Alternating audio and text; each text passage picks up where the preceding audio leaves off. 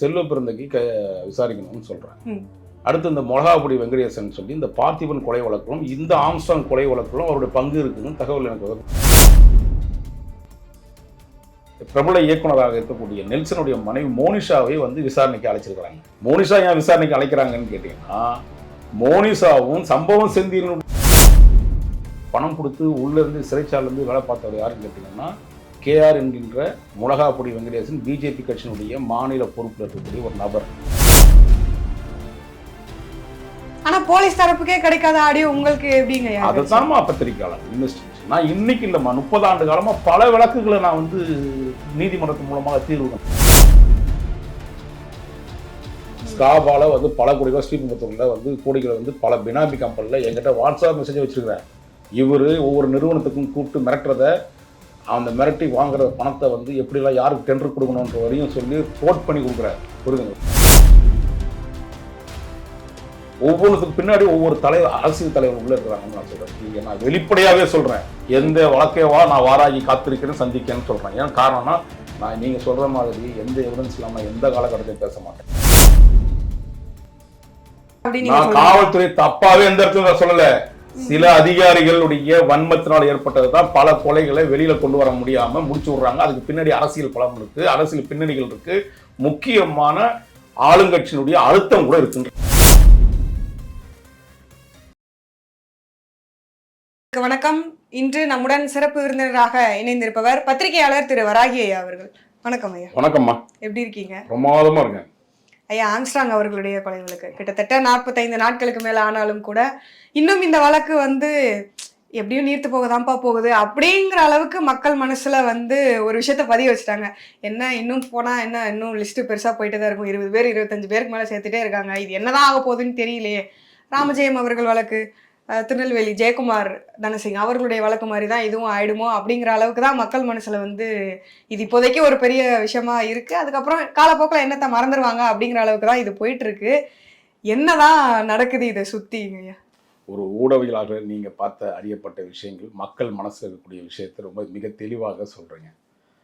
இதை இப்போ நீங்க 45 நாள் நினைக்கிறேன் என்னையோட ஆம்ஸ்ட்ராங்கோடைய கொலை நடந்தது பிறகு நான் வந்து ஒரு 5ஆவது நாளே சொல்லிட்டேன், மன்னிக்கணும் 4ஆவது நாளே சொல்லிட்டேன். திருவங்கடத்தை என்னைக்கு வந்து அந்த 8 பேர் வந்து காவல் நிலையத்தில் அந்த படுகொலை செய்யப்பட்டு பிறகு வந்து 4 மணி நேரத்துக்குள்ளே அவங்க சரண்டரான அக்யூஸ்டை போலீஸ் கஸ்டடி, நீதிமன்ற இதாக வந்து கஸ்டடி எடுத்து, ஜுடிஷியல் கஸ்டடி எடுத்து பொட்டுன்னு ஒருத்தரை போட்டு தள்ளிட்டாங்க திருவாங்கலத்துன்னு ஒரு அக்யூஸ்டை. அவன் தான் மெயின் குற்றவாளின்னு காவல்துறையில் சொல்லப்பட்ட விஷயங்கள். அன்னைக்கே சொல்லிட்டு இந்த வந்து நீத்து போச்சு இந்த கேஸுன்னு. நீங்கள் 45 நாள் பொறுத்து இப்போ சொல்கிறீங்க மக்கள் சொன்னாங்கன்ட்டு. நீங்கள் சொல்லலை, மக்கள் சொல்கிறாங்கன்றது மக்கள் மனநிலை இருக்கிற என்னதுன்னு சொல்கிறீங்க. இதுதான் ஏன் இப்படி சொல்கிறேன்னா, நம்முடைய காவல்துறை மிக திறமையான காவல்துறை. ஒரு காலகட்டத்தில் இன்றைக்கும் சரி, இன்றைக்கும் இருக்குது. ஒரு சில அதிகாரியுடைய களவாணித்தனத்தால் ஏற்படக்கூடிய விபரீதம் தான் இன்றைக்கி ஆம்ஸ்ட்ராங் கொலை வழக்கில் பல்வேறு ரூபங்களில் அது வெளியில் போகுது. நீங்கள் நல்லா யோசிச்சு பாருங்கள். ஒருத்தனுக்கு ஒரு கொலையில் ஒரு குற்ற சம்பவம் நடக்குதுன்னு வச்சுக்கோங்க. குறிப்பாக ஒரு கொலையில் ஒரு 2 பேரோ அல்லது 4 பேரோ இல்லது 10 பேரோ அதிகபட்சமாக. இதுதான் நாம் வந்து பல இடங்களில் பல ரூபங்களில் பார்த்த வழக்கு. இன்னைக்கு இல்லை, பல வருடங்களாக பார்த்த வழக்கு. ஊரே சேர்ந்து அடித்தான்னா ஒருத்தனை ஒருத்தன் திருட்டு வழக்கில் கைது பண்ணுறான்னு வச்சுக்கோங்க. ஒரு ஆடு திருடுறானோ இல்லை மாடு திருடுறானோ இல்லை தான் வந்து ஏதோ ஒரு நாய் நரி திருடுறானோ அவனை ஊர் மக்கள் சேர்ந்து அடிப்பாங்க. அவ்வளோ பேர் அந்த வழக்கில் என்னென்னா அன்றைக்கே தெரிஞ்சிடும் அந்த வழக்கு வந்து நீத்து போயிடும்ட்டு. இந்த வழக்கு புரிய ஆம்ஸ்ட்ராங் படுகொலை பொறுத்த வரையும் நீங்கள் வந்து அன்றைக்கி திருவங்கடம் மிகப்பெரிய அக்யூஸ்டு, அவன் தான் உள்நோக்கமே அப்படின்னு சொல்லிட்டு இப்போ இன்றைக்கி கொண்டு வந்து யார்கிட்ட நிற்கிறீங்கன்னா திரைத்துறை வரையும் கொண்டு வந்து நிற்கிறீங்க இன்றைக்கி. அது பிறகு என்னன்றது நம்ம விலாவரியாக சொல்லுவோம். இந்த வழக்கை பொறுத்த வரையும் தொடர்ந்து இது இப்போ வந்து விசாரணை என்ற போர்வையில் 200 வழக்கறிஞர்கள் மேலே விசாரணை செஞ்சுருக்கீங்க. குற்றவாளியாக கருதப்படக்கூடிய இவர்களுக்கு இதெல்லாம் பின்புலமாக இருந்திருப்பாங்கன்னு சொல்லி நீங்கள் இதுவரையும் 1000 கணக்கான நபர்களை வந்து விசாரணை செஞ்சுருக்கீங்க. மொத்தம் 10 டீம். ஒரு டீமுக்கு 10 பேர். அவர்களுக்கு வந்து டிரைவர், இந்த 10 பேர் காவல்துறை இல்லாத 10 பேர் டிரைவர், தச்செழுத்தாளர், இந்த மாதிரி போன்ற உதவியாளர், இவர்களே சேர்த்து பார்த்தீங்கன்னா ஒரு 15 பேர் ஒரு டீமுக்கு வருது. அப்போ கிட்டத்தட்ட 150 பேர் வந்து ஒரு வழக்கில் சம்மந்தப்பட்டு விசாரணை அதிகாரிகளாக வந்து வராங்க. இந்த வழக்கை பொறுத்தவரையும் எனக்கு வந்து தமிழக அரசினுடைய செயல்பாட்டால் தமிழக அரசு தெரிவிக்கப்பட்ட, அதாவது அந்த ஆம்ஸ்ட்ராங் கொலை வழக்கு நடந்தப்பட்டதுக்கு பிறகு 2 நாட்கள்லேயே என்ன சொல்கிறாங்கன்னா சிபிசிஐடி விசாரிக்கணும்னு தமிழக அரசு உத்தரவு போடுறாங்க. அந்த உத்தரவை மீறி ஒரு அழுத்தம் எதுவும் கிடையாது, ஒன்றும் உத்தரவு போட தமிழக அரசு உடனடியாக என்ன பண்ணுறாங்கன்னா அவசரமாக அந்த விசாரணைக்கு சென்னை மாநகர காவல்துறை ஆணையர் அவர்களுடைய தலைமையில் ஒரு குரூப்பை டீம் வந்து கஸ்டடி எடுக்கிறாங்க. ஃபஸ்ட்டு இந்த பொன்னை பால் ஆரம்பித்து இன்னைக்கு இருக்கிற என்கவுண்டர் செய்யப்பட்ட திருவங்கடை வரையும் ஆரம்பித்து அன்னைக்கு 8 பேர் அதாவது அவங்களே வந்து சரண்டர் ஆனவங்க. ஓடணும் முயற்சி பண்ணியிருந்தா அன்னைக்கே ஓடிருப்பான். இவனுக்கு நினச்சிருந்தா கூட பிடிச்சிருக்க முடியாது போல் இருக்கு. இப்போ சம்பவ செஞ்சில் பிடிக்க முடியாமல் உட்காந்துருக்கீங்களே, நாங்கள் தாங்க குற்றம் செஞ்சோன்னு சொல்லி உள்ளே வரான். அப்பவே நீங்க கதை முடிஞ்சு போச்சு. ஒருவேளை அந்த 8 பேரும் இப்ப வரைக்கும் சரண்டர் ஆகாம இருந்திருந்தா இந்த கேஸ் அப்போ எப்படி திசை திரும்பி இருக்குங்க? அப்பா இவனா பிடிச்சி உள்ள போட்டுருக்காங்க. அதை கூட அன்னைக்கு என்ன சொன்னாங்க, திருமாவளவன் ஆரம்பிச்சு ஆம்ஸ்ட்ராங் படுகொலையில பல அரசியல் தலைவர்கள், இது வந்து ஏன் இன்னும் சொல்ல போனா செல்வ பெருந்தகை, இவர் வந்து அவரே வந்து அது இந்த வழக்குக்குள்ள அவர் அது அடுத்த கட்டத்துக்கு வரேன். செல்வ பெருந்தகையிலிருந்து திருமாவளவன் வரைக்கும் என்ன சொல்றாங்கன்னா இந்த வழக்கு வந்து சிபிஐ விசாரிக்கப்படணும் அப்படின்னு சொன்னாங்க. ஒரு 10 நாள் கரெக்டாக 8 நாள் 7 நாளுக்கு அப்புறம் என்ன பண்ணுறாங்கன்னா இந்த வழக்கு வந்து அப்போ திருமாவளவன் போய் சந்திச்சுட்டு வராது சில சிஎம் வெளியே வந்துட்டு இது சிபிஐ விசாரிக்க வேண்டிய அவசியம் இல்லை, சிபிஐ விசாரிக்க அவசியம் இல்லைன்னு சொல்லிட்டு வராரு. அப்போது ஒன்று. 2வது செல்வ பெருந்தகை, அதில் ஒன்றும் நான் அப்படி ஒன்றும் பெருசாக சொல்ல, காவல்துறை நல்லா தான் விசாரிக்குதுன்னு சொன்னார். அடுத்தாக அண்ணாமலை சொன்னார் சிபிஐ விசாரணை. இப்போ என்ன சொல்கிறாரு, மிக சிறப்பாக செயல்படுகிறதுன்னு சொல்கிறாரு. அடுத்ததாக பார்த்தீங்கன்னா இன்னொரு படி மேலே சொல்கிறேன், பிஎஸ்பி கட்சியினுடைய தலைவராக புதிதாக பொறுப்பேற்றிருக்கிற ஆனந்தன் அவர்கள் சொன்னது அவங்களுடைய அகில இந்திய தலைவி அவர்கள் சொன்ன விஷயத்தில் அவங்களும் சிபிஐ விசாரிக்கணும்னு சொன்னாங்க. ஆனால் பார்த்தீங்கன்னா ஆம்ஸ்ட்ராங் வந்து மிக காவல்துறை மிக சிறப்பாக செயல்படுகிறதுன்னு சொல்கிறாரு. சிறப்பாக செயல்பட்டு இருந்தாங்கன்னா இது இவ்வளோ லாங்க்கு தேவையில்லை, இத்தனை பேர் அரெஸ்ட் பண்ணிருக்க வேண்டிய தேவை இல்லை. இன்னும் உண்மை, அதாவது இவங்க எல்லாமே ஏதோ ஒரு விதத்தில் உதவி பண்ணாங்க. குற்றவாளிக்கு உதவி பண்ணாங்க, அப்புறம் இவர்கள் வந்து ஃபண்டு கொடுத்தாங்க, அவன் ஃபண்டு கொடுத்தாங்கன்னு அப்படியே அஞ்சலியில் ஆரம்பித்து இன்னைக்கு என்ன சொல்கிறது எச்சக்கலை வரையும் கொண்டு வந்துட்டாங்க. இன்னைக்கு எந்தெந்த கேவலமானவங்களாம் இருக்கானோ காகிதம் பொறிக்கிறானோ அவன் வரையும் இன்னைக்கு விசாரணை கொண்டு வந்துட்டாங்க. இவங்க எல்லாமே கூலிப்படியாக இருந்தாங்கன்னா கூலி கொடுத்த நபர் யாருன்னு இன்னைக்கு வரையும் 45 நாளாக கண்டுபிடிக்க முடியாத போது நீங்கள் சிபிஐ விசாரணை வேணும்னு அன்னையிலேருந்து ஆரம்பித்து சொல்கிறேன். சிபிஐ வரையும் ஆரம்பிச்சு, ஏன்னா மிக கேவலமாக போயிட்டுருக்கு சில நேரங்களில் சில வழக்குகளுடைய தன்மை. நானே குறிப்பிட்டு பல பேரை சொல்லியிருக்கேன், ஒரு பின்னணி உள்ள நபர்கள் பல பேர் 2 பேர் 3 பேரை சொல்லியிருக்கேன், இந்த இவரெல்லாம் ஏன் விசாரிக்கலன்ட்டு. நீங்க வந்து கேட்கலாம், நான் யாரெல்லாம் பேரே சொல்லிடலாங்க, ஏன்னா ஏற்கனவே நிறைய இடத்துல சொல்லியிருக்கீங்க, இதுக்கு முன்னாடி எங்கேயுமே பேட்டியில நீங்க சொல்லியிருக்கீங்க, பேரையே குறிப்பிட்டு சொல்லிடலாமே. இல்லை அதுதான், இப்போ நீங்கள் காங்கிரஸ் கட்சியினுடைய தலைவர் செல்வ பெருந்தகை விசாரிக்கணும்னு சொல்கிறேன். அடுத்து இந்த மொளகாபுடி வெங்கடேசன் சொல்லி இந்த பார்த்திபன் கொலை வழக்கிலும் இந்த ஆம்ஸ்ட்ராங் கொலை வழக்கிலும் அவருடைய பங்கு இருக்குன்னு தகவல் எனக்கு வருது. அதுக்கு நான் சில ஆடியோக்களையும் உங்ககிட்ட கொடுக்குறேன், அது எல்லாத்தையும் நீங்கள் போடலாம். ஏன்னா பல கொலைகளுக்கு பின்னாடி வந்து இவர்கள்லாம் பின்புலமாக இருந்து செயல்பட்டுருக்காங்க அப்படின்னு நான் சொல்கிறேன். ஆனால் தொடர்ந்து திருமாவளவன் அவர்களை நீங்கள் சொல்கிறதா இருக்கட்டும், செல்வ பெருந்தகை அவர்களை சொல்கிறதா இருக்கட்டும், தொடர்ந்து ஏன் நீங்கள் இவங்களை முன் வச்சுக்கிட்டே இருக்கீங்க இந்த கேஸோட ஏன் விசாரிக்கல நீங்கள் தொடர்ந்து அதை முன்வைக்கிறதுக்கான காரணம் ஏதாவது இருக்கும் இல்லைங்க? நியாயமான கேள்வி. ஆம்ஸ்ட்ராங்குடைய படுகொலை வந்து ஒரு ஏதோ வந்து சராசரியாக கடந்து போகிற விஷயம் இல்லை. பல வழக்குகளில் மிக முக்கியமான வழக்குகள் எல்லாத்தையுமே தமிழக அரசில் அதுக்கு முன்னாடி இருந்த அரசாக இருந்தாலும் சரி, இப்போ இருக்கிற அரசாக இருந்தாலும் சரி, பல வழக்குடைய இன்னும் வந்து இறப்புக்கு பிறகு படுகொலைக்கு பிறகு 10லேருந்து 15 ஆண்டு காலம் வரையும் இதுவரை உண்மை குற்றவாளியை கண்டுபிடிக்க முடியல. ஏன் நான் இப்போ சொல்கிறேன், சங்கர்ராமன் என்ற ஒரு நபரை வந்து படுகொலை செய்யப்பட்டு அதில் 23 குற்றவாளிகளை சேர்க்கப்பட்டு சங்கராச்சாரியர் முதற்கொண்டு ஆரம்பித்து அந்த 11 வருஷம் அவங்க வழக்கு நடத்தி இவர்கள் நிரபராதிகள்னு சொல்லி வெளி உலகத்துக்கு வந்ததுக்கு பிறகு இன்னைக்கு வரையும் யார் அதை குற்றவாளின்னு இன்னும் கண்டுபிடிக்க முடியல தமிழக காவல்துறையால். புரியுதுங்களா உங்களுக்கு? அன்னைக்கு ஆரம்பிங்க, நான் சொல்றது அந்த காலகட்டத்தில் கிட்டத்தட்ட 20 ஆண்டு காலம் வந்து நான் நடந்த சம்பவத்தில் 11 வருஷம் அவங்க கேஸ் நடத்துகிறாங்க. அவங்க அதில் நான் வந்து விசாரணை வந்து வேணும்னு சொல்லிட்டு காப்பி அப்ளிகேஷன் போகிறதுக்கு அவ்வளோ சிரமம் கொடுத்தப்பட்டது அந்த நேரத்தில். இந்த கொலை இல்லை, அன்னைய காலகட்டத்திலேருந்தே நான் சொல்கிறேன். இப்போது சமீபத்தில் நீங்கள் ரொம்ப வேண்டாம், ரொம்ப அதிகபட்சமாலாம் வேண்டாம், இப்போ சமீபத்தில் ஒரு 3-4 பேர் எடுத்துப்போம். திருநெல்வேலியில் காங்கிரஸ் பிரமுகர் ஜெயக்குமார், அடுத்ததாக வந்து அந்த அப்பாவும் பிள்ளைய வந்து ஒரு காவல் நிலையத்தில் வந்து வச்சு தூத்துக்குடி சம்பவம், அதை எடுத்துக்கங்க. அடுத்ததாக பார்த்தீங்கன்னா வந்து இவருடைய வழக்கு, நாமஜெயம் வழக்கு எத்தனை ஆண்டு காலமாக நிற்குது? அது 10-12 வருடங்களுக்கு மேல 10 வருஷத்துக்கு முன்னாடி இல்லை, 15 வருஷத்துக்கு முன்னாடி நடந்த சம்பவம். இன்னைக்கு வந்து அதற்காக ஒரு டீமே வேலை செஞ்சுட்டு இருக்குது. இதையெல்லாம் அந்த காலகட்டத்திலேயே இவர்களெல்லாம் சரியான முறையில் விசாரித்து காவல்துறையில் சில அதிகாரிகள் சில அரசியல் பின்னணியினால தான் சில குற்றவாளிகள் தப்பிக்கப்படுகிறார்கள். அதனால தான் நான் ஃபேக் என்கவுண்டர் பண்ணக்கூடிய ஒவ்வொரு சம்பவத்திலையுமே நான் சொல்கிறேன், முத்து சம்பரனும் ஃபேக் என்கவுண்டர் தான், இப்போ நடைபெற்றிருக்கின்ற திருவங்கடமும் ஃபேக் என்கவுண்டர் தான். முத்து சரவணனை ஃபேக் என்கவுண்டர்ன்றது எதுக்கு நான் சொல்ல வரேன்னா, இப்போ அந்த ஆடியோவில் இவர்கள் வந்து கூலி கொடுத்தவன் அந்த நபர்களை பற்றி நான் இப்போ வெளியிடுறேன். அந்த முத்து சரவணன் வந்து ஒரு கூலிப்படை. பார்த்திபன் ஒருத்தர் வந்து கடந்த வருடம் வந்து அவர் இறந்துட்டார். 17ஆம் தேதி ஆகஸ்ட் மாதம் இறந்தார், படுகொலை செய்யப்பட்டார். அதிமுக பிரமுகர். அதில் வந்து குறிப்பாக பல குற்றவாளிகள் உள்ளே இருக்கிறாங்க. அதில் பணம் கொடுத்து உள்ளேருந்து சிறைச்சாலேருந்து வேலை பார்த்தவர் யாருன்னு கேட்டிங்கன்னா, KR என்கின்ற முளகாப்பொடி வெங்கடேசன், பிஜேபி கட்சியினுடைய மாநில பொறுப்பில் இருக்கக்கூடிய ஒரு நபர். இந்த நபர் தானே இப்போ நீங்கள் ஆம்ஸ்ட்ராங் கொலையிலையும் சம்மந்தப்பட்டிருக்காருன்னு சொல்ல வரேன்.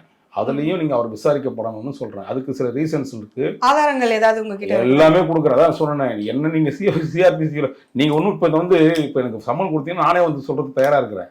ஏன்னா அந்த நபரை பற்றி பேசுனா அதுக்கு சில அதிகாரிகளுடைய அழுத்தம், சில பேர்களுடைய நிபந்தனைகள்லாம் வெளியில் வந்துடும்ன்றதுனால அதுக்கான ஒரு முயற்சி எடுத்துட்டு இருக்காங்க. KR வெங்கடேசன் என்கின்ற பிஜேபி கட்சி சார்ந்த முளகாப்பொடி வெங்கடேசன், அவருடைய நண்பர் வந்து பாட்சா கார்த்திக்னு ஒரு நபர்.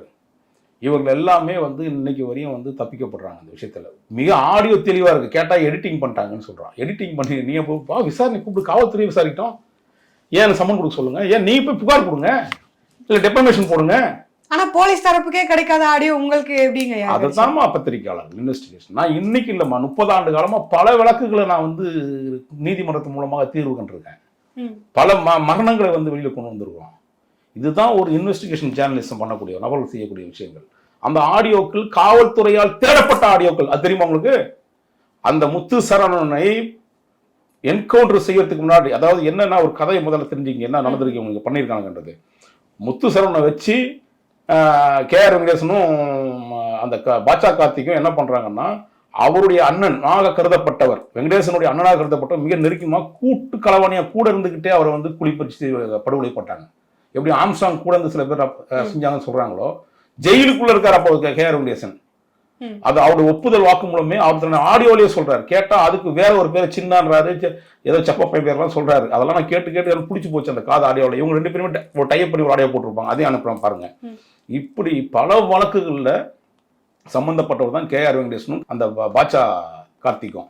அவங்க 2 பேரும் முத்து சரவண்கிட்ட பேசுறாங்க. ஆடியோ வந்து நமக்கு தெளிவா, அந்த ஆடியோ கொடுத்தா நீங்க அப்பதான் நீங்க போட முடியும் கிளீனா என்னன்றாங்க. அங்க இந்த ஆடியோ பேசி முடிச்சதுக்கு அப்புறம் இந்த வெளியில இந்த விட்ட வெளிச்சுக்கு வந்ததுக்கு அப்புறம் எங்கேயோ மாட்டிக்க போறோம்னு சில அதிகாரிகள் இவங்க தொடர்பு கொள்றாங்க. தொடர்பு கொண்டு பேசி அதில் ஒரு முயற்சி பண்றாங்க.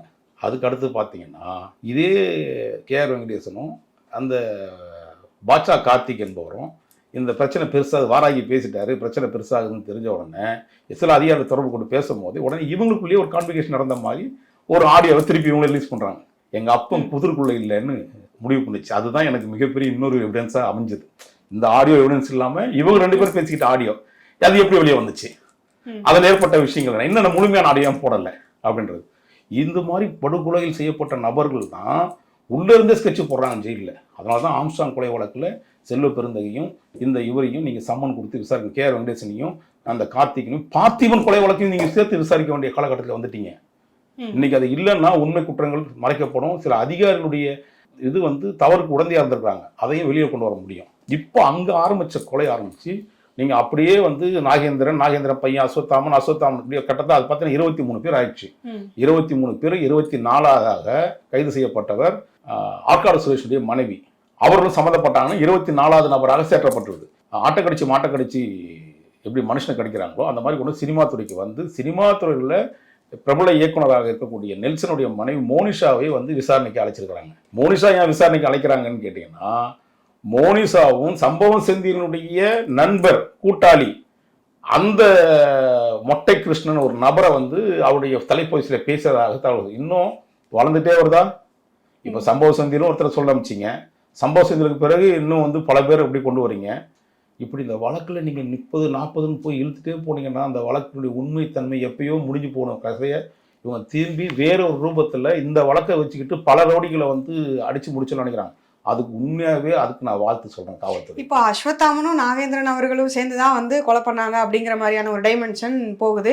அவர் தான் உள்ளேருந்து ஸ்கெட்ச் போட்டு கொடுத்தாரு அப்படின்னு சொல்லி அஸ்வத்தாமனே வந்து சொன்னார், எங்கள் அப்பா சொல்லி தான் நாங்கள் இதை செஞ்சோம் அப்படின்னு சொல்லிட்டு. இப்போ திடீர்னு வந்து ஆற்காடு சுரேஷ் அவங்களுடைய மனைவி அரெஸ்ட்டு, இந்த பக்கம் பார்த்தா நெல்சன் அவர்களுடைய மனைவி வந்து அவங்களுக்கு அடைக்கலம் கொடுத்தாங்க அப்படிங்கிற மாதிரியான விஷயங்கள் போகுது. அப்போ எந்த டைமென்ஷனில் தான் இதை வந்து காவல்துறை எடுத்துகிட்டு போகணும்னு நினைக்கிறாங்க? கதையாக சொல்கிறேன். கொலகா முந்திரிக்கான்னு ஒரு நம்ம சின்ன வயசில் பேசும்போது ஒரு பாட்டு இருக்குது. அந்த மாதிரி இவங்க காவல்துறையில் கதையாக சொல்கிற மாதிரியே இதெல்லாம் கூலிப்படவா காவல்துறை சொல்கிற மாதிரி கூலிப்படையாகவே இருந்துட்டு போடும். இன்னும் என்னென்ன யாரெல்லாம் நீங்கள் குறைச்சி கொடுக்கணும்னு ஆரம்பிச்சிருங்களோ அதெல்லாம் குறைச்சி கொடுத்து கைது பண்ணுங்கள்.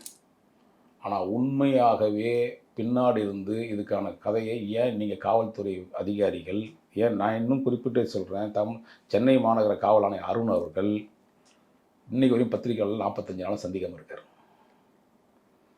ஒரு சம்பவம் நடந்தால் காவல்துறை அதிகாரிகள் சொல்லுவாங்கல்ல, நீங்கள் பெருமையாக பீத்திக்கிற விஷயங்கள், பெருமையாக அவங்கள பற்றி எழுதுகிற விஷயங்கள் மட்டும் வெளியில் வருது 2 பத்திரிகைகளில். அதில் ஒன்று வந்து நக்கீரன் பத்திரிகையுடைய தாமோதரம் பிரகாஷ் எழுதுகிற கதையாக முந்திரிக்கான்னு எழுதுவார். அந்த பக்கம் பார்த்திங்கன்னா தினகரன் பத்திரிகையுடைய சுரேஷ் அவர் வந்து காக்கா வந்து திருண்டு போன கதை வரையும் எழுதுகிற மாதிரி 2 பேரும் பெருமையாக ஒரு அதிகாரியை பற்றி எழுதினுக்கிறாங்க. அந்த அதிகாரி யாருன்னு கேட்டால் சென்னை மாநகர காவல்துறை ஆணையர். அதற்கு இது மாதிரி தவறான விஷயம், காவல்துறை என்ன விஷயங்கள் சொல்லப்படுகிறதோ உள்ளுக்குள்ள ரகசியங்களை இவர்கள் வெளியில் கொண்டு வந்து எழுதுகிறாங்க.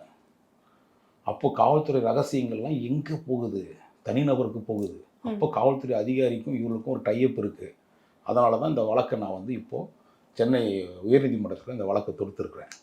இது அநேகமாக இந்த வாரம் விசாரணைக்கு வரக்கூடிய வாய்ப்புகள் இருக்குது. நான் கடந்த போடும்போது நான் 1 வாரம் ஆயிடுச்சு. இந்த வாரத்துக்குள்ளே நெருங்கிடும்.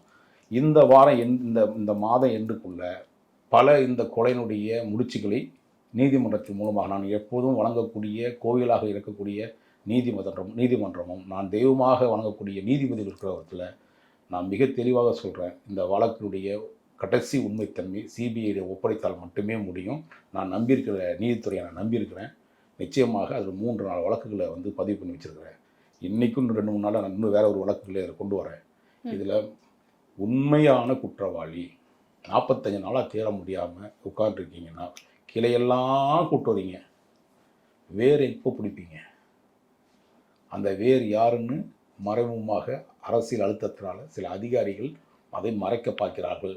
இதுதான் என்னோட குற்றச்சாட்டு. இப்போ நீங்கள் சொல்கிறீங்க காவல்துறையிலேருந்து இவ்வளோ கதையாக சொல்கிறாங்க அப்படின்னு சொல்லிட்டு, அப்படி பார்த்தா நீங்களும் சொல்கிறது ஒரு விதத்தில் கதையாக தானே நாங்கள் பார்க்க முடியும். இப்போ கேஆர் வெங்கடேசன் ஒரு பக்கம் சொல்கிறீங்க, செல்வ பெருந்தகை ஒரு பக்கம் சொல்கிறீங்க, பார்த்திபனுடைய அவங்களுடைய வழக்கையும் இதில் சேர்க்கணும்னு சொல்கிறீங்க. அப்போ உங்கள் டைமென்ஷனில் நீங்கள் ஒன்று சொல்லிட்டே இருந்தால் போலீஸ் அந்த பக்கம் ஓடுவாங்களா, இல்லை நீங்கள் சொல்கிற டைமென்ஷனில் ஓடுவாங்க? என் பக்கம் வாங்கன்னு சொல்ல, நான் எவிடன்ஸ் தரேன்னு சொல்கிறேன். எவிடன்ஸ் இருக்குது, நீங்கள் விசாரிக்கும் போது எவிடன்ஸ் கொடு. நான் என்ன சொல்கிறேன்னா, இன்னைக்கு இருக்கிற வந்து ஆக்ட் பொறுத்தவரைக்கும் பிஎஸ்எஸ் ஆக்ட் வந்து அதுவும் வந்து நம்முடைய ஐடி ஆக்ட் வந்து ரொம்ப மிக தெளிவாக யாரும் நீங்கள் பொய் சொல்ல முடியாது.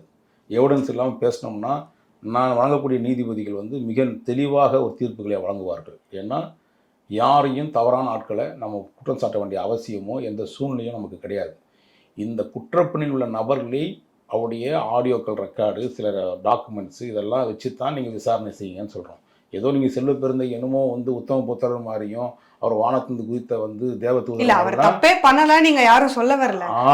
இதுக்கு முன்னாடி நான் சொல்றேன், இந்த வழக்குல அவர் மீது பல வழக்குகள் வந்து இதுல இருக்குது. அது வந்து நீதிமன்றத்தின் நான் சும்மா வாய்மொழியா பேசுறதுக்கான வழக்குக்கு நான் பண்ண மாட்டேன். எந்த விஷயத்துலையுமே இவர் மீது இதே நபர் மீது ஆரம்பிக்கப்பட்ட வந்து கூடுதல் மாவட்ட அமர்வு நீதிமன்றம் 2023 அந்த வழக்கு வந்து 2003 அந்த வழக்கு வந்து முடிவடைகிறது. புரியுதுங்களா? வழக்கு எண் வந்து 28/2003. இதில் மிகப்பெரிய குற்றவாளி இதில் இருக்கிறாங்க. உள்ள செல்வ பெருந்தகை பேர் இருக்குது, பொன்மாணிக்கல் ஐஜி என்ற பேர் இருக்குது. அதுக்குள்ளே நான் விவரமாக பொன்மாணிக்கல் பற்றி நான் தெளிவாக சொல்லப்படுறேன். அவருடைய மனைவியும் அதில் வழக்கில் சம்மந்தப்பட்டிருக்க அந்த வழக்கில் இருக்குது. செல்வ பெருந்தகையுடைய மனைவியும் பொன்மாணிகளுடைய மனைவியும் இந்த வழக்கில் மிக தெளிவாக நீதிபதிகள் கொடுத்ததில் இருக்குது. அது அப்பீலுக்கு வந்து சிபிசிடி இன்னும் போகாமல் இருக்குது. ஏன் இதுல ஏன் இத்தனை குற்ற வழக்கில் உள்ள ஒரு நபர் ஏற்கனவே அப்போ இத்தனை வழக்குகள் இருக்கு, பொன்மாணிக்கவேல் மனைவி, இவங்களுடைய மனைவி எல்லாம். அப்போ இதுல தோண்ட இதுல தான் நீங்க எடுக்கணும், வேற விஷயம் இல்லை. நீங்க என்ன சொல்றேன்னா காவல்துறை வந்து பல வழக்குகளை இப்போ ஒரு தோன்றாங்க. இப்போ இந்த ஆம்ஸ்ட்ராங் வழக்குல பல குற்றவாளிகளை பிடிக்கிறாங்க, பல்வேறு தரப்புல சம்மந்தப்படலையோ ஏதோ குற்றங்கள்லாம் நடக்குதுன்னா கொண்டு வர, அதுக்கு கண்டிப்பாக காவல்துறை நான் பாராட்டுறேன். அதை நான் எந்த விதத்திலும் விமர்சனம் செய்யக்கூடிய அவசியம் இல்லை. ஆனால் இது நோண்ட இது போன்ற குற்றங்கள் நடக்குது. செல்வ பிறந்தைக்கு ஒரு அக்யூஸ்டு. இதே மாதிரி பல நேரங்களில் ஸ்ரீபெரும்புத்தூர் நடக்கக்கூடிய இந்த ஸ்கிராப் பிஸ்னஸ்லையும் பல கோடி ரூபாய் டிரான்சாக்ஷன் ஆகுறதுனால இந்த குற்றவாளிகள் மிக சௌகரியமா இருக்காங்க. ஒவ்வொருத்தருடையும் பல ஆயிரம் கோடி வச்சிருக்காங்க கையில ஒரு அக்யூஸ்ட். இதற்கு முன்னாடி அவரு தப்பு பண்ணியிருக்காரு, பண்ணலாம், அது ஓகே, நீங்க ஆதாரங்கள்லாம் காட்டுறீங்க, ஓகே. ஆனா ஆம்ஸ்ட்ராங் அவர்களுடைய வழக்குல செல்வ பிறந்தகை சம்பந்தப்பட்டிருக்காரு, நீங்க எதை முன் வச்சு சொல்றீங்க? ஆதாரங்கள் நான் ரெண்டு விஷயம் சொல்ல போறேன். ஆனா ஒண்ணு மட்டும் இப்ப சொல்றேன். ஒண்ணு வந்து நான் இப்ப வெளிப்படைப்படுத்தினா நீதிமன்றத்துல சொன்னா இவங்க அதுக்கான ஆதாரத்தை அளிப்பாங்க. சரி, ஓகே.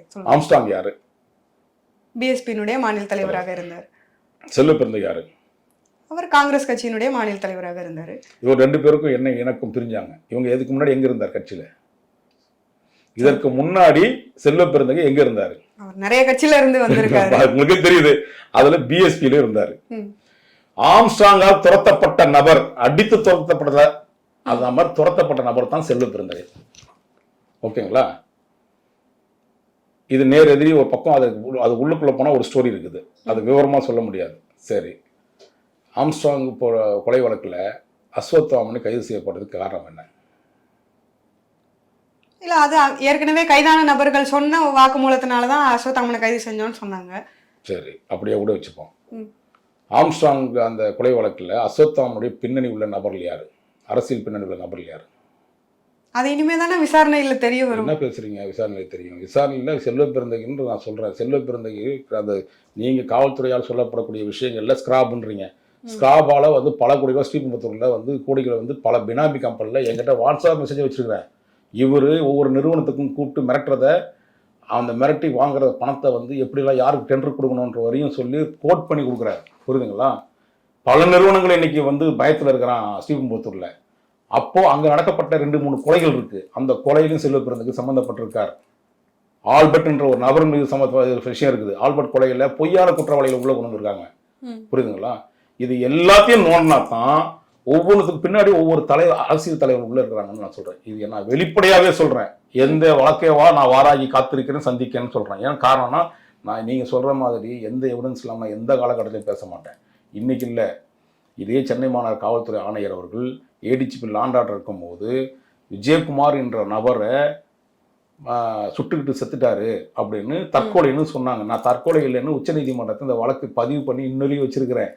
அந்த வழக்குடைய குற்றத்தன்மை உள்ள நபர்கள் வந்து அவருடைய மனைவியை வந்து நீங்கள் ஒரு குற்றம் சொல்கிறாங்க, ஒருத்த மேலே குற்றச்சாட்டு சொல்கிறேன், அது கொலை, அது வந்து இப்போ தற்கொலை இல்லை அப்படின்னு விஜயகுமார் டிஐஜி மேட்டரில் சொன்னேன். ஏன்னா அன்னைக்கு சம்மன் கொடுத்து என்ன சர்வ் பண்ணாங்க. சம்மன் கொடுத்து 3 சம்மன் கூப்பிட்டாங்க. நான் ஒரு சம்மன் அட்டன் பண்ணிட்டு வந்தேன். 2வது சம்மனு இது சிபிஐ விசாரிக்கணும் தான் நான் அன்னைக்கும் கோரிக்கை வச்சேன். ஏன்னா தமிழகத்தில் இருக்கக்கூடிய இந்த கோயம்புத்தூர் இருக்கக்கூடிய காவல்துறை விசாரித்தா அதில் வந்து எந்த விதமான ரோயம் வராது. அங்கே புகார் வாங்கின அந்த புகாருடைய தன்மையை சொல்லிடுறேன். அந்த விஜயகுமார் அன்னைக்கு தற்கொலை செய்யப்பட்டதாக இவர்கள் காவல்துறை சொல்லப்பட்ட இதில் அவர் மனைவியும் ஒரு குழந்தையும் அங்கே இருக்கிறாங்க. எங்கே இருக்கிறாங்க? கோயம்புத்தூரில் அந்த டிஐஜி ஹவுஸில் இருக்காங்க. அந்த வீட்டுக்குள்ள இருந்துக்கிட்டு நீங்கள் புகாரை யார்கிட்ட வாங்குறீங்கன்னா, ரோட்டில் நிற்கிற வாட்ச்மேன்கிட்ட வாங்குற மாதிரி செக்யூரிட்டிகிட்ட வாங்குறீங்க, பிஎஸ்ஓ கிட்ட வாங்குறீங்க, பிஎஸ்ஓ வாங்குறீங்க. புகார் நீங்கள் மனைவி இருக்கும் போது எதுக்கு உங்ககிட்ட வாங்கணும்? நான் காவல்துறை அதிகாரிகள் அந்த சம்மந்தப்பட்டவன் அந்த 2 போலீஸ் தான் அவரை சுட்டுட்டாங்கன்னு நான் தகவலை சொல்கிறேன்னு வச்சுக்கோங்க. ஏன் இன்ன வரையும் விசாரிக்காமல் இருக்கீங்க? எனக்கு சம்மன் கொடுத்தீங்கல்ல, அன்றைக்கி தான் லாக் ஆகுறீங்க நீங்கள். நான் ஏன் அந்த நீதிமன்றத்துக்குள்ளே நான் 3rd உள்ளே வரேன்னா, அவங்க சொல்லுவாங்க 3ஆம் தரப்பு எப்படி உள்ளே வரணும்னு கேட்கும்போது எனக்கு சம்மன் கொடுத்தோடனே நானே பார்த்து ஆகிட்டேன் உள்ள. அப்போ அதை விசாரிக்கணும்னு சொல்கிறேன். இதே மாதிரி தான் ஆம்ஸ்ட்ராங் கொலை வழக்கில் எனக்கு சம்மன் சர்வ் பண்ணுங்க, நான் வாங்க வாலண்டரியாக கூப்பிட்றேனே. இதே வழக்கில் தான் நான் வந்து பார்த்திபன் கொலை வழக்கில் வாலண்டரியாக வாங்கன்னு கூப்பிட்றேனே. நீங்கள் வரலனாலும் நான் போக தான், அதுதான் ஃபைல் பண்ணி வச்சுருக்கேன்னு சொல்கிறேன். வழக்கே இல்லைனாலும் அந்த வழக்கினுடைய தன்மையில் உண்மைத்தன்மை என்ற எவிடன்ஸ் கையில் வச்சு தான் பேசுகிறேன். இன்னும் பல பேர் இந்த ஆடியோக்கள் வெளியே வந்து நான் பேசக்கூடிய விஷயங்கள் வெளியில் வந்து இன்னைக்கு பல பேர் எனக்கு தொடர்பு கொள்கிறாங்க. ஐயா இந்த அதிகாரிலாம் இவ்வளோ பணம் வாங்கினாங்க, ஐயா இந்த அதிகாரிலாம் பணம் வாங்கியிருக்காங்க, ஐயா முத்து சரவணனை போட்டதே யார் தெரியுங்களா? அதாவது பார்த்திபன் போட வச்சது யாரு? இதே கேஆர் வெங்கடேசன் முத்துசரவணன் சொல்லி முத்துசரவணனை போட்டது யாரு? சில காவல்துறை அதிகாரி என்கவுண்டர் போட்டு இதே கார்த்திக் இவனும் பாச்சா கார்த்திக்கும் அந்த KR வெங்கடேசன் பிஜேபி பிரமுகரும் தான். புரியுதுங்களா? இப்படி பல கதைகள் உள்ள வெளியே வருது. இப்படி இந்த கதையெல்லாம் அது உண்மைன்னா இதெல்லாம் கதை இல்லை, உண்மை. இதையெல்லாம் மக்கள்கிட்ட கொண்டு போய் சேர்க்க வேண்டிய ஒரு பத்திரிகையோட கடமை. ஆனா அதுக்காக எல்லா விதத்திலுமே அப்ப எல்லா கேஸ்லயுமே போலீஸ் வந்து தப்பான ஆங்கிள் தான் போறாங்க அப்படின்னு நான் காவல்துறை தப்பாவே எந்த இடத்துல சொல்லல. சில அதிகாரிகளுடைய வன்மத்தினால் ஏற்பட்டதுதான் பல கொலைகளை வெளியில கொண்டு வர முடியாம முடிச்சு விடுறாங்க. அதுக்கு பின்னாடி அரசியல் பலம் இருக்கு, அரசியல் பின்னணிகள் இருக்கு, முக்கியமான ஆளுங்கட்சியினுடைய அழுத்தம் கூட இருக்குன்றேன். இப்ப நீங்க தொடர்ந்து இந்த ஆம்ஸ்ட்ராங் கொலை வழக்கை பொறுத்த வரைக்கும் நீங்க தொடர்ந்து சொல்லக்கூடிய பேர் செல்வ பிறந்தகையா இருக்கு. உண்மையிலேயே அவர் மட்டும்தான் இருக்காருன்னு நினைக்கிறீங்களா? மத்த கட்சிகள்லாம் இதுக்கு தொடர்பு? ஏன்னா இந்த வழக்கை பொறுத்த வரைக்கும் எல்லா கட்சிகளுமே உள்ள வந்திருக்காங்க. ஏதோ ஒரு அவங்க சாதாரண அடிப்படை உறுப்பினராக இருக்கட்டும், இல்ல ஏதோ ஒரு பிரமுகராக இருந்துட்டு போட்டோம், திமுகல இருந்து தமிழ் மாநில காங்கிரஸ் முதற்கொண்டு இதுல வந்து சேர்ந்திருக்காங்க. அப்படிங்கிறப்போ வெறும் செல்வ பிறந்தகையை மட்டும் நீங்க ஏன் முன்னிலைப்படுத்துறீங்க? வேற யாராவது கட்சியில இருக்கக்கூடிய முக்கிய பிரமுகராக கூட இருக்கலாம் இல்லையா? எனக்கு ஒரே விஷயம் சொல்றேன் மேடம், எனக்கு செல்வ பிறந்தகை மீது தனிப்பட்ட எந்த வன்மையும் கிடையாது. நான் தப்பு பண்ணியிருக்கேன், நான் சரி, நான் சொல்கிறது தப்புன்னா அது வந்து ஆதாரம் இல்லாமல் சொல்கிறாருன்னா அதுக்கான தண்டனையை நான் வணங்கக்கூடிய நீதிமன்றம் கொடுத்தா அதை ஏற்றுப்பதற்கு முழு மனதோடு நான் தயாராக இருக்கேன். நான் தேவையில்லாமல் ஒருத்தரிடம் வந்து நான் பேச வேண்டிய அவசியம் இல்லை. இது ஏன் விசாரிக்கலன்னு இந்த சில காம்யூனிகேஷன் என்கிட்ட இருக்குது, அதைத்தான் கூப்பிட சொல்கிறேன். இவ்வளோ பேர் சம்மன் கொடுத்தீங்கல்ல, வாராய்க்கு சம்மன் கொடுத்தீங்கன்னா நான் தான் வாலண்டியராக சொல்கிறேன்னே. புரியுதுங்களா? வந்து ஏறுறேன், வாங்க போகலாம், எங்கே இருக்குன்னு சொல்லுங்கள், நான் கொடுக்குற எவிடன்ஸை வச்சு நீங்கள் விசாரணை செய்யுங்கன்னு சொல்கிறேன். இது அதை தான் சொல்கிறேன். தமிழக காவல்துறை விசாரிக்கக்கூடாது, இதுலேயும் சிபிஐ விசாரிக்கணும்னு சொல்கிறேன். நான் தமிழக காவல்துறை நமக்கு தயாராக இல்லை. ஏன்னா நான் சொல்வது அனைத்தையும் மறைக்கப்பட்ட சில விஷயங்கள் மறைக்கிறதுக்கான எல்லா வேலையும் இதே தான் விஜயகுமார் டிஐஜியுடைய கொலையில நடந்துச்சு. இல்ல இப்ப நீங்க தான் சொன்னீங்க அப்பல இருந்து இப்ப வரைக்கும் காவல்துறை மேல நம்பிக்கை இருக்கு, அவங்க சிறப்பா தான் செயல்படுறாங்க. இப்ப நம்பிக்கை இல்ல நீங்க குறிப்பிட்ட அதிகாரியை பத்தி தான் பேசுறேன்னு சொல்றேன். நான் ஒரு சில குறிப்பிட்ட அதிகாரியை பத்தி தான் பேசுறேன். நான் ஒட்டுமொத்த காவல்துறையை பத்தி பேச மாட்டேன். என்னைக்குமே சொல்றேன், நான் எப்பவுமே நம்ம என்ன சொன்னாலும் நம்முடைய காவல்துறை சில அதிகாரிகள் மிக திறமையான அதிகாரிகள் இருக்காங்க, மிக திறமையான. நல்லா யோசிச்சு பாருங்க. ஒரு சின்ன விஷயம் மட்டும் உதாரணம் சொல்றேன். ஆம்ஸ்ட்ராங் படுகொலையில தமிழக அரசு சிபிசிடி விசாரணை உத்தரவிட்டதுக்கு பிறகு அவர்கிட்ட ஒப்படைக்காம அவசரமா 2 நாள்ல கொண்டு வந்து ஒருத்தனை போட்டு என்கவுண்டர் போட்டீங்க, ஃபேக் என்கவுண்டர் அந்த திருவங்கடத்தை. உங்களுக்கு ஏன் சார் அப்படி ஒரு இது? உங்களுக்கு என்ன சார், நீங்க ஒப்படைக்கன்னு கவர்மெண்ட் சொல்லிட்டு நீங்க ஒப்படைச்சிட வேண்டியதானே? அப்போ உங்களுக்கு என்ன தோணுது? இதுல ஏதோ ஒரு பின்னோக்கம், ஒரு பின்னாடி இருக்கக்கூடிய ஒரு உள்நோக்கம் உள்ள ஒரு சில அரசியல் பிரமுகர்கள் இருக்காங்க. அதை மூடி மறைப்பதற்காக சில அதிகாரிகள் தவறான வேலையில் செய்கிறாங்க. அதைத்தான் பார்த்திபன் கொலை வழக்குடைய இந்த KR வெங்கடேசன் சில அதிகாரிகளை பயன்படுத்தினாரு. இப்போது நான் அந்த செய்தி வெளியிட்டிருக்கவும் சில காவல்துறை அதிகாரிகள் நடுக்கத்தில் இருக்கிறாங்க. ஏன் KR வெங்கடேசன் இந்த கட்டை வெங்கடேசன், மிளகாப்பொடி வெங்கடேசன், அந்த கார்த்திக்கு, அந்த பாச்சா கார்த்திக்கு 3-4 நாளாக தூக்கத்தில் இல்லாமல் தவிச்சிட்டு இருக்காங்க. எப்படியாவது வந்து இவனை போட்டுற முடியுமா என்ன? ஏன்னா அவங்க அப்படி தான் பிளான் பண்ணுறவங்க. பிளான்னா சாதாரணமாக நினைக்காதீங்க. யாரை எடுத்து யாரை ஆஃப் பண்ணுறது, இல்லைன்னா அவனுக்கு என்ன அடிப்படை வைக்கிறது, அவனை போட்டு தள்ளுறது. இதே மாதிரி எனக்கு வந்து இப்போ சில அரசியல் தலைவர்களாலும் ரவுடிசம் உள்ள கும்பலாலும் எனக்கே உயிருக்கு அச்சுறுத்தல். இப்போ அதை தான் நான் கேட்க வந்தேன். இவ்வளோ ஆதாரங்களை நீங்கள் வந்து வெளியில் சொல்கிறேன்றீங்க, சம்மன் எனக்கு அனுப்புங்கன்னு சொல்லி நேரடியாகவே வந்து கேட்குறீங்க. அப்படிங்கிறப்போ வந்து உங்களுக்கு இது வரைக்கும் ஏதாவது கொலை மிரட்டல் நிறைய விஷயங்கள் இருக்குங்க. நேரடியாகவோ மறைமுகமாகவோ சில அச்சுறுத்தல்கள் ரவுடி பயிலால் எனக்கு வந்துட்டே தான் இருக்குது. தொடர்ந்து நான் பல ரவுடிகளை நான் வச்சு வெளியே கொண்டு வந்துட்டு இருக்கேன். பல ரவுடிகளுக்கு பின்புலமாக சில அதிகாரிகளையும் வெளியில் கொண்டு வந்துட்டே இருக்கிறேன். இதில் விசாரணை அதிகாரிகள் பல பேர் பல விதமான ஆட்கள் தொடர்பு கொண்டவர், பல குற்ற சம்பவங்களில் தொடர்பு உள்ள சில அதிகாரிகள் இருக்காங்க. அதனால தான் இதை சிபிஐ விசாரிக்கணும்னு நான் அன்னையிலேருந்து ஆரம்பித்து இன்றைக்கி வரை 45 நாளாக குரல் கொடுத்துட்டே இருக்கிறேன். இது நிச்சயம் சிபிஐ விசாரணை நடந்தால் மட்டும்தான் தமிழ்நாட்டுடைய மக்களுக்கு உண்மையான குற்றவாளி யார், உண்மையான காவல்துறை அதிகாரிகள் யார் அப்படின்னு தமிழக முதலமைச்சருக்கு எந்த அவப்பேரம் ஏற்படாமல் பார்த்துக்கிறதுக்கு தமிழக முதலமைச்சர் தான் இதை வழிவகுக்கணும்னு நான் கேட்டுக்கிறேன்.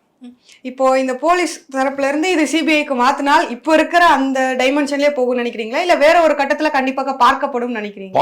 காட்ட பிரிச்சு எடுத்துருவாங்க. இப்போ இந்த வழக்குல நீங்க எப்படி தெரியுமா, குதிரை கடிவாளம் கட்டின மாதிரி போயிடுவாங்க, இதெல்லாம் ஃபிக்ஸ் பண்ணுவாங்க. அவங்களுடைய வழக்கு சிபிஐ வந்து பல வழக்குகளை வெளியே கொண்டு வந்திருக்கு. சாதாரண விஷயம் கிடையாது நீங்கள் நினைக்கிற மாதிரி. இன்றைக்கி சில பேர் வந்து சில அரசு இந்த வழக்கு வரலையே அந்த வழக்கு வரலையேன்னா நீங்கள் 10 வருஷம் பொறுத்து கொடுப்பீங்க, அந்த வழக்கு நிதி வருமா? ராமஜெயம் கொலை வழக்கு எத்தனை வருஷம் பொறுத்து கொடுத்தீங்க நீங்கள் சிபிஐ கிட்ட? 4 வருஷம் 5 வருஷம் பொறுத்து கொடுப்பீங்க, அது விசாரணை வந்துடுமா? ஏன் இன்னும் சொல்ல போனால் நான் மிகவும் மதிக்கக்கூடிய ஒரு நபர், வழக்கறிஞர், மூத்த வழக்கறிஞர் சங்கர சுப்புடைய மகன் அந்த வழக்குல என்னாச்சு? நோண்டி திருவணும்ல இன்னைக்கு சிபிஐ கொடுக்கப்பட்டுன்னு சொன்னாங்க. அந்த சிபிஐல நீங்க எப்போ மூடி மறைக்கப்பட்டதுக்கு அப்புறம் நீங்க சிபிஐ கொடுத்தாருன்னா, இல்ல சிபிசிஐ கொடுத்தாருன்னா, இல்லைன்னா நீங்க அகில இந்திய லெவலில் என்ன ஆல் இந்தியா என்ன சொல்ற உலகத்தில் இருக்கக்கூடிய ஐநா சபை கொடுத்தா கூட எவனும் விசாரிக்க முடியாது. அதனாலதான் இப்பவே அந்த 45 நாளா இதுல வந்து பல விஷயங்கள் நடந்துட்டு இருக்குது. உடனடியாக சிபிஐ மாத்தணும் நான் இவ்வளவு குரல் கொடுக்கறதுக்கான முக்கிய காரணமே. உங்களுடைய நேரத்தை ஒதுக்கி எங்களுக்காக செலவிட்டமைக்கு நன்றி. நன்றி, வணக்கம்.